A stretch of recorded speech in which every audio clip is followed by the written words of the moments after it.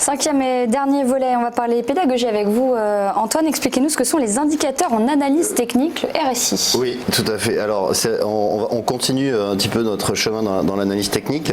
Et aujourd'hui, effectivement, on va parler du RSI, qui est un indicateur technique qui est le plus utilisé dans l'analyse technique et qui va... alors, RSI, ça veut dire Relative Strength Index, c'est l'indicateur de force relative. C'est-à-dire que grâce à cet indicateur, vous allez pouvoir voir évaluer la puissance d'un mouvement, mais aussi la cherté de l'actif, savoir s'il est suracheté ou survendu. Alors comment ça se matérialise sur le graphique que j'ai pris comme exemple de Dassault Systèmes, on en parlait tout à l'heure.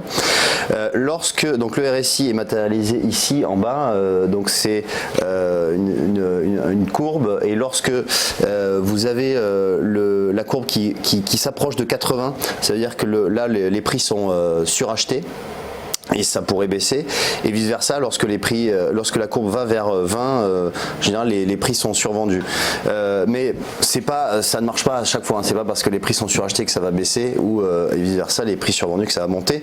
Mais c'est comme son indique, un indicateur, ça va vous permettre de juger si il y a eu un mouvement très fort dans un sens ou dans un autre, et ensuite de ne pas prendre par exemple des positions à l'achat lorsque ça a beaucoup monté. Par exemple ici, vous voyez que le RSI là est à 80.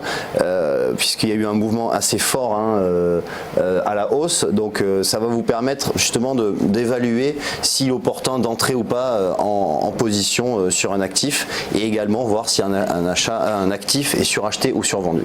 Merci David Derry et merci Antoine Fraisse-Soulier de la société Iteros. C'était le broker du jour comme tous les mardis. Excellente journée, à très vite sur Téléfinance.